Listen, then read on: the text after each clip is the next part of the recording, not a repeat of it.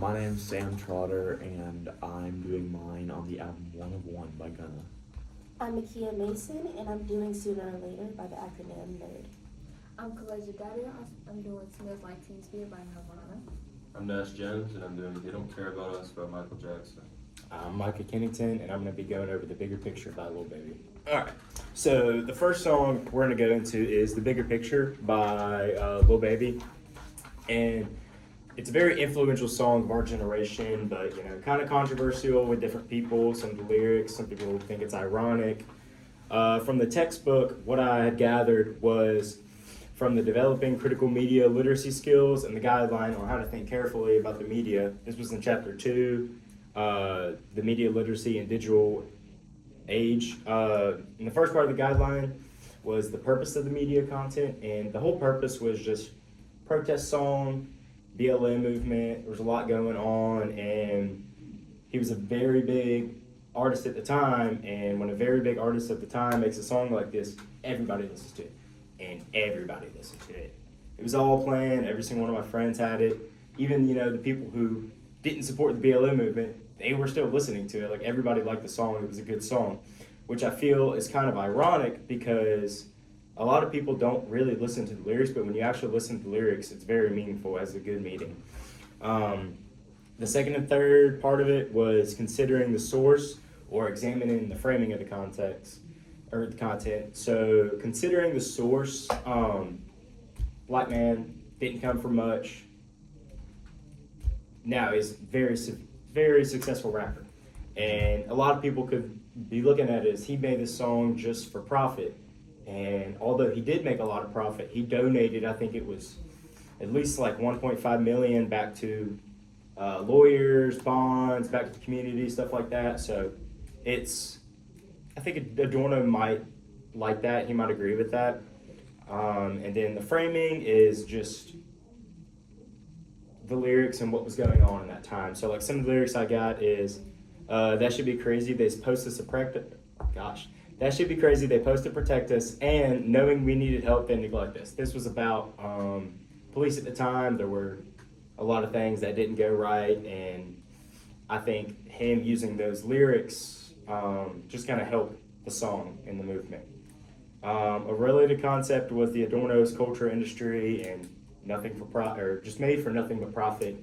But as I said earlier, I think it can be argued that he did it for good. Very, very similar choices from me and you both. I have also like a protest kind of song from Michael Jackson. That this was just like mid 2000s, maybe early 2000s. And it's literally basically to do the exact same thing. It was supposed to gather the attention from everybody who's listening. And Michael Jackson is, we all know, one of the biggest musicians out there. And very similar to the culture industry. I mean, I really don't know if he would do this without the profit that he made, because this was one of his most popular songs. I mean, because around this time he was going through like a lot of court cases and stuff, and but very similar to the Lil Baby song, where it was just mainly to get out there and try to basically show what's happening with him and what's happening with this world and why some things are bad. And I think pseudo-individualism also applies to this song a lot, because I mean the first half of the song is just him chanting, and it's like an aggressive tone, and like the political lyrics are something that I don't think that Adorno would really appreciate much. And then later in the song we kind of see that he does just have the beat, and a lot of listeners might focus on that. I think that there is also mass deception in this. I think this is where it gets a little bit complicated. Normally entertainment distracts people, but I think that this song actually kind of like disrupts comfort almost. A lot of people pay attention to, like I said, the political lyrics, and it's like I said, it's just a protest song, and it like forces attention on injustice. And one of the lyrics, he says he is a victim of police brutality, and I think that that's just one thing that not a lot of people are going to put in their songs, and I think that really just gathers attention. I will say the people are kind of used to like the catchy hooks and like the repetition of the song, so that does kind of follow along with just kind of being like every other artist. But other than that, I mean, like it just kind of it's like feel good music. The industry often pushes that, and this is kind of just more of an emotional song, and like he's trying to clearly gather the attention from others.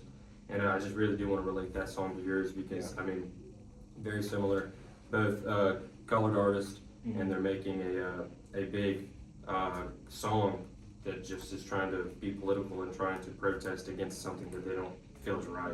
And I think in both of these songs, there's just a lot of emotion. Like Yeah. in the Michael Jackson song, you could hear like he was pissed about what was going on. You could hear it, and then in the Lil Baby song, like, you could hear emotion. You can see there's a lot going on. He's not happy with what's going on, and he wants it to get better. And there's also some sympathy. Like in the Lil Baby song, it's not just all police are bad. I hate this. I hate that. It's I can't remember the full lyric, but it was like not all cops are bad, obviously, and not all black people are this. Like we know he knows it's not. He's not just trying to make everybody mad. He's really trying to bring people together. And I think a lot of people don't hear that. They just hear what they want to hear, and they say that's what it is. Yeah, and I think that the passion that they have with that Adorno would like the passion. He just wouldn't like the fact they're doing it and receiving profit off of it. Yes. So he would definitely admire the fact that they're doing these for at least the political reasons they're doing them for. But it's the fact that you have to buy subscriptions to listen to this kind of music, and it's not available for free. And whether ads on YouTube, if they post on YouTube or something, they're making profit in some way off the music, and he wouldn't like that, but he definitely would like the passion in it. And with mine, I have the album 1-1, and mine's almost the opposite in that way, where there's zero passion. He's not talking about anything in specific, it's just the same basic things repeated over and over and over again. There's really no originality in that. One of the ways that is what it relates to that is the fetish character of music. I think it really relates because people listen to his music because of who he is and not how good the music actually is. Yeah. Because if you really do a deep listen, a lot of his music is just the same song over and over and over again almost. A lot of lyrics are recycled too when you listen to all of them. Yeah, legitimately, tons of the stuff is just the same song reworded or a slightly different beat. And people the reason his songs become popular is because of his name. People end up hyping his songs up before they come out, hyping up the album. You gotta listen to this album. So that rolls into the fetish character of music, and where he's really his songs become popular because of who he is, not because of the quality of the music. And Adorno would definitely completely just hate that because there's no actual art involved. It's just him reciting the same stuff over and over again, which kind of that's what standardization as well kind of rolls into that in the way that it's just popular beats and flows over and over again with no real art content in it, which is how I have that rolling into it. And it's just he tries to use the exact same flows, exact same beats over and over again, the same lyrics, and then listeners lose their ability to think critically off this stuff because they just listen for whatever's familiar or whatever they want in music rather than listening for what's actually good art. So what ends up becoming satisfying to them is whatever's familiar instead of this new thing. It's just the same old popping beat that goes right into the regression of listening. It's just Exactly, you're not listening for a mean or purpose. You're just listening to listen. Yeah. And even a song say my own song, his song, a lot of people just listen to listen. There's actual meaning. Your songs, there's not much actual meaning. No. But I've had playlists where my song and your song have been in the same one, and I think nothing about it. Mm-hmm. So I think the regression of listening is a problem too in a lot of these songs. I would like to add on to your standardization thing. I mean, really, if you just take a look at all of our songs here, there is some sort of repetitiveness, and I think that is exactly what the artist wants. I mean, it's easy to remember, easy to spread, and for our artists' cases, and maybe even yours, they're just wanting to gather the attention of the artist and spread a message. Or in Gunna's case, he would just want other people to listen to it, remember it, so you like it, and then spread it because you still like it. I think that all artists still have the same idea and want to, just the same want to produce a song it's just for people to remember it, people to spread it, people to like it in general. Yeah. I'm gonna piggyback off of all three of you here. I'm not gonna say that I'm gonna keep on Adorno here, but mostly it's gonna be focusing on all of his elements and concepts. First off, and overall, my song, it's literally just implying that consequences are inevitable, even if they are inflicted on themselves or imposed by other people. Okay, cool beans. So with that being said, the element of it overall, it's a composition of hip hop, rock, funk, all mixed in together, and then that itself is just pseudo individualization, like one of you mentioned earlier. Like it's just repurposing the elements of mixing everything together to make it like seem new, but it's just enforcing like a standardized idea of okay, it's over. Now what you gonna do about it? Or like, you know, they don't care about us. Okay, what you gonna do about it? Like there's no really infliction of anything that's really prompting the person to do anything. And with Adorno, like you said, like, okay, I can sit here and express this to you all and impose an idea to all of you, but with that idea, it's up to the listener to really sit and inflict that action, right? So what's action without works? Works cost money. Monetization is everywhere, even in all these concepts of music. So like I said, works without action, action with what money? Yeah. Exactly. So it's just kind of like, that's something that I never really understood. You could be influential, but what influence is that going to happen if you don't have the proper supplies to inflict it? Yeah. Everything costs money. You gotta have money. Especially to do in this something. generation. That's also what I was thinking. Especially with this song. There's not anything discreet in it with like mass deception, but you know, there's no repurposing capitalist ideals when it's literally showing you, okay, things happen, okay, cool. What you do with it is solely dependent on you. So like there's no infliction of those ideals upon other people. So I can say personally, my song doesn't have that. But at the same time, the message is serious, but it's also easy for consumers. Like the song is expressive, but it has a moderate, vague message. And with that message, it's consistently being repurposed and monetized, like I was mentioning earlier.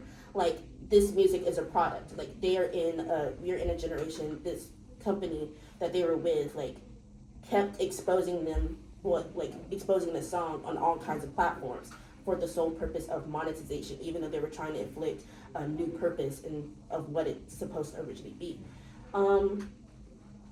Yeah, and like thinking of how like the group is new because of the implication of the mixed genres, like the finished characterization of music, like their status of them being new, popular. This is different. Well, they think it's different because it has a chorus. It has the same 3 lines that they're saying in the beginning, and then boom, guitar break. Oh my gosh, this is so cool. Like what more is it than that? Like it's like Adorno said, music is produced as a commodity solely for profit. Can be questioned, sure, we could say that, but you know, being revolutionary and inflicting progression solely really does depend on the listener, because the musician can inflict it, but it's really up to the listener. And were you talking about like a profit? I disagree with Adorno in the way where he says it can't be proper art if it's for profit. I would disagree. I think it depends more on what that profit is used for. Like if you have a politically involved song and you use the profits from that song towards like political things like related to that song, I think that's still art. There's not a problem with that necessarily. So I would disagree with him on that fact. I think if it is purely for the purpose of monetization, just to increase your wealth, then yeah, in some ways it's probably not art. But it really just depends on the intent behind monetization, in my opinion. I liked how your song was it was very kind of calm and slow to start, and then in the middle there was that boom, and I think that relates to one of the lyrics I think I heard was it all comes crashing or something crashing down, and I liked how that was just slow. It gets that implement, it all comes crashing down in your mind, and you have that in your mind, and the song is just still slow, and then boom, and I think something like that just hooks listeners to not really listen to what's going, or maybe listen to what's going on, but you just want to listen to it again and again and again. Yeah. And then you get in that digression of listening. You're not just listening to listen anymore. You're like, let me just listen to the song until this part happens because I like that part. Right. Yeah, and to piggyback off of listening with my song is basically saying the same things over and over again. and it has lyrics that's like very like active listening. Like you have to like actually listen to the lyrics in order to understand what the meaning of the song is. And I think Adorno was very worried about how that this like how music could become a passive like listening type of music instead of like actively like understanding and listening and really just getting into the song. Also, I know somebody also said something about pseudo individualism. Adorno, he believed that my song should have like some kind of uniqueness to it, and I feel like my song does, but at the same time it doesn't in like certain cases because of the way how the song is. The song is basically about teenage rebellion, and like and it's just like most teenagers at that point in time in life was very much like trying to not rebel or like trying to be that good teen for their parents. And another thing is from this, I think the hook from Here We Are Now Entertainers is very like, trying to get the word out here, can't think of the word, but it's like, it's telling you like, hey, we're bored, hey, we need you to do something you need something to be put in front of us to, live life or need some sort of entertainment, some sort of thing they're familiar with. Yeah. And then also the chorus the chorus of the song is a chorus that gets stuck in your head. Like I know I sing the chorus, like I can catch myself singing the chorus almost every day. And I don't have to listen to the song and to actually sing the chorus. It just pops up in my brain. Yeah. Much like you mentioned earlier, you can tell in that song that there is just tons of emotion in the lyrics voice, and I think that like this is one of the bigger things, and it's he probably published this song in order to get a lot of traction and to show like rebellion and to show like the message that he really wants to like show other people, I guess. But at the same time, the industry still benefits from that rebellious image because it's still packaged and sold. Yeah, and I want to say off of like what you're talking about, like lyrics and people kind of just like going over the lyrics, not really listening to them. I think it's a common problem nowadays that lyrics are seen as another like beat or another like instrument in the song, and they're not actually like a lot of people don't listen to what they're saying. It's just another drum, it's another something. It's just something to make music sound better, and they don't actually care what words are being said. I think a lot of people, like a lot of art, especially rappers, picked up on that. They're like, I can just make a song with a bunch of ad libs and me saying nonsense. People are gonna love it. Exactly. But what I found about that song is just there's a whole lot of irony in it. It was calling out the youth, but the youth loved it. Like calling out the youth for being rebellious, all that, you stop. And then they just listened to it at concerts and got all rebellious with it. And then a fact that I learned the other day was, so Teen Spirit in the 90s was a deodorant brand. And the song is Smells Like Teen Spirit. So it was a thing back then. It was like very ironic because a lot of people were like, what? Kurt Cobain doesn't even know what he's doing. He's making a song for this deodorant. So it was kind of ironic in the way he's calling out people for being oblivious, but he was oblivious to something so the song took a whole nother meaning to like a whole genre of different people. And I know there's a definition in the textbook or somewhere that is that, but I can't find it. So overall, like Adorno, like with this overall discussion, can we agree or disagree that his implications or his critiques are whether we are responding to the song for the quality of the art or as an audience, how we are responding to it as it's portrayed to us? Are we responding to how the art is for quality musically, or are we responding how it is inflicted on us? Like, yeah, I would say we definitely, like most of us, a lot of us, like we hear a song or something, we're not caring as much about the quality of the song as much as it makes us feel. So when we listen to a song, we just want it to be like, oh, I like that beat, I like that, like it sounds good to me, like it triggers something in my brain, releases some dopamine from listening to that song, and rather than actually listening to like if it's an original or any effort was actually put into that song. Mm-hmm. So I think he would definitely, Adorno would warn against that, and he'd be very against that. He would be very for being careful to what you listen to and trying to listen to things for the right reasons, like because they are true art. Yeah. So I think he definitely disagree with the approach of most people. Yeah, he would hate how music is. There's a lot of songs that I listen to that I'm like, oh, this is pure trash. This is terrible, but I love it. Exactly. Yeah. Like the beat is cool. The lyrics, they're terrible. They're saying terrible things, but it's good. Like it just triggers something in the brain that's like, this is cool. And I This is think good. like sometimes we don't actually realize like what's going on with the lyrics of the song until we sit down to show that song to someone else, and then we start like breaking down the song, and you've never done that before. Like when you play a song in So, front of your mom or yeah, something, you like, play it oh, for I your can't, mom. I can't listen to this. And you're like, oh yeah, I just remember this song being like good or whatever. You start playing it, and you randomly hear like a bunch of like very bad things in the song, Yes. and you're like, I did not even know that was in there. Like you don't. He would want us to approach songs always in that sense, where we're Yes. breaking them down like that at all times. Approach it critically. And like, I feel like sometimes when you show a song like at someone, you can start to be like, oh, this is kind of corny. Like this song is corny. Like maybe it's not that great. So he would encourage us to have that attitude towards music at all times, rather than just when we're introducing it to someone, or our mom comes in the car and talking about something random. Anything else? I don't know. I think I'm good. I think that's about I it. think we had a good discussion. Yeah. I think I liked everybody's songs or everything. Had a good meeting. So Yeah. good discussion, guys. Good job, guys.